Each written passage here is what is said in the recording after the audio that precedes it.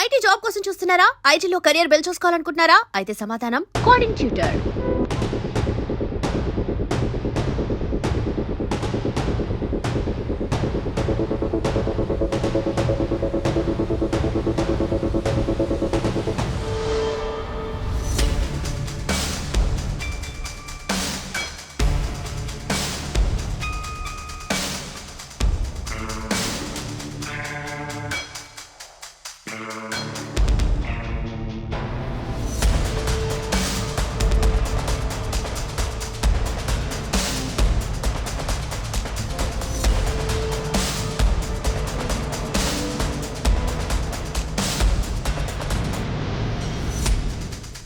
మోంటా తీవ్ర తుఫాను effect Visakha harbour పైన చాలా సుస్పష్టంగా మనకి కనపడుతోంది.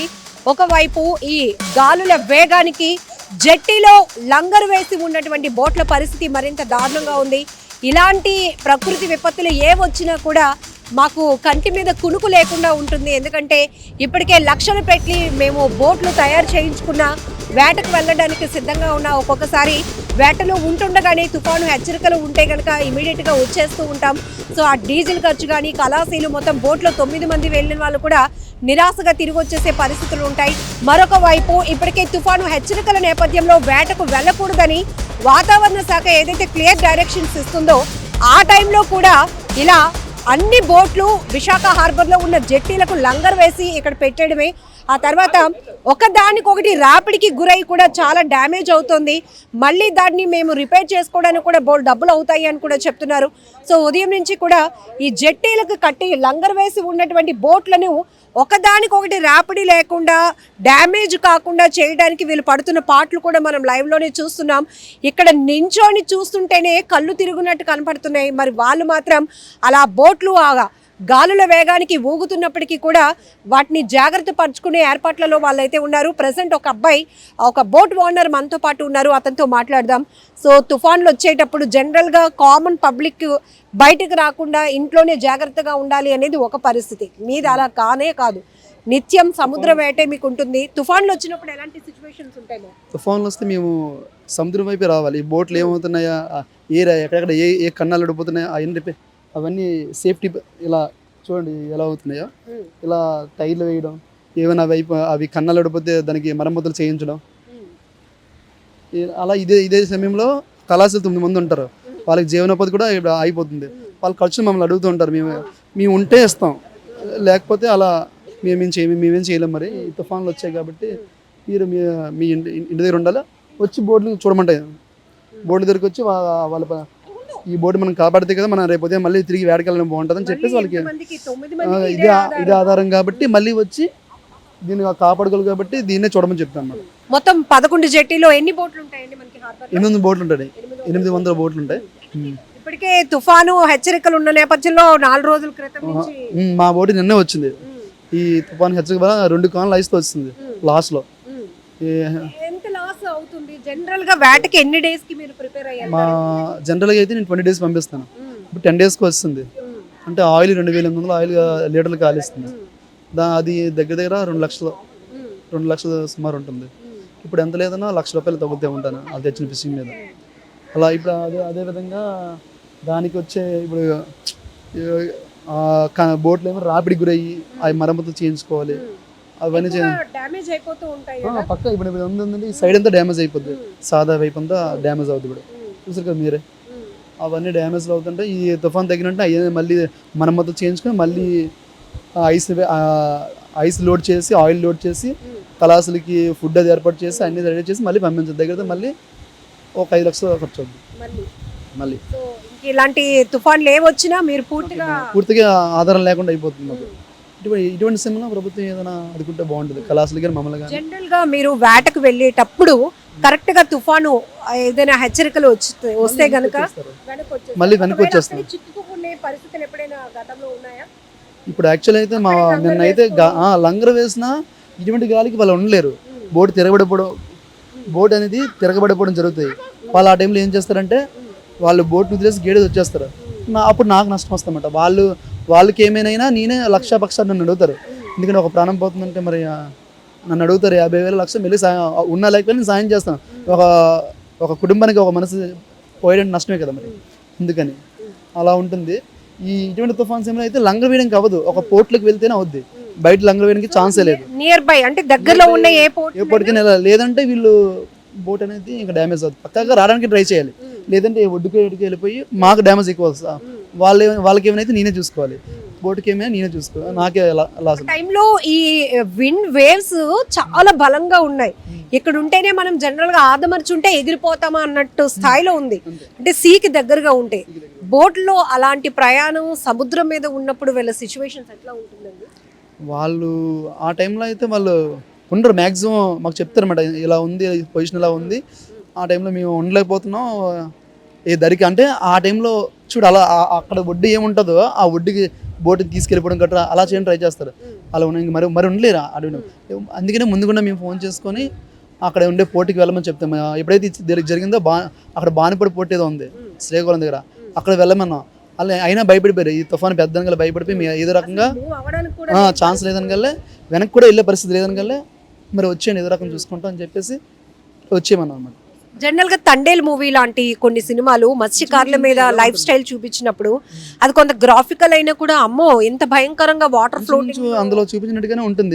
నేను సినిమా మూవీ చూసాను కాబట్టి తుఫాన్ వచ్చే టైంలో ఎలా ఉంటుందో ఇక్కడ కూడా వీళ్ళు కూడా అలాగే ఉంటుంది. యాక్చువల్లీ ఇప్పుడున్న నైట్ అంతా నిద్ర లేకుండా కాపులు కాసు ఎక్కడ ఏ తాడు దిగిపోద్దో, ఏది ఇలా కన్నం పడిపోద్దో, ఏ కన్నం పడినా వాటర్ లోపలికి వచ్చేస్తుందో బోర్డు మునిగిపోద్ది. మళ్ళీ ఎంత వెయిట్ ఉంటుందండి జనరల్ గా ఈ బోట్స్ మనం చూసిన మెకనైజ్డ్ బోట్స్ ఇవి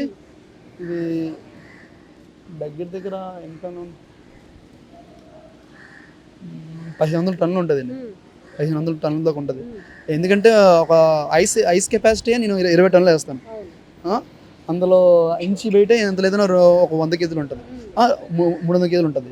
తాడు కలిపి ఇంచి రోప్ ఉంది కదా, అది ఒక 200 కేజీలు ఉంటుంది.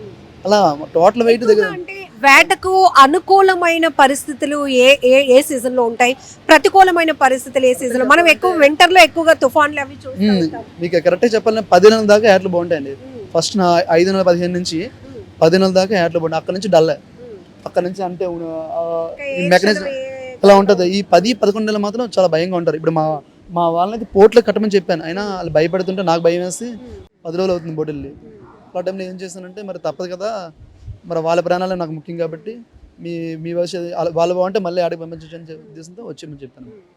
అది సో ఇన్ని రకాలుగా మనం జనరల్గా చూస్తే మత్స్యకారులు కావచ్చు, బోట్ ఓనర్స్ కూడా 9 మంది కళాశీలతో సహా డ్రైవర్ కళాశీల ఎంతమంది ఉంటారు జనరల్గా ఒక బోట్ వేటకి వెళ్ళాలంటే? మా బోట్లో అయితే 9 మంది, మెకనైజ్డ్ బోట్లో 9 మంది ఉంటారండి. అది మినిమం 9 మంది ఉంటారు. థర్డ్ బోట్కి అయితే 11 మంది 12 మంది ఉంటారు. వాళ్ళు ఇంకా డీప్కి వెళ్తారు. అది సో ఇది ఎంతవరకు ఎన్ని మైళ్ళ వరకు ఇది ఎంతవరకైనా లిమిట్ వెళ్తారు, కానీ మన లిమిట్ మాకు ఉంది కాబట్టి బంగ్లాదేశ్ ఉంది కాబట్టి 370 ఆ లిమిట్ దాకా వెళ్ళి వచ్చేస్తారు. ఆ లిమిట్ క్రాస్ చేసి వెళ్ళరు. వీళ్ళకి కూడా కొంచెం భయం ఉంది. ఈ దాన్ని ఏమంటారు నాన్ బోటు పడవలు అంటారు కదా, మర పడవలు లాంటివి.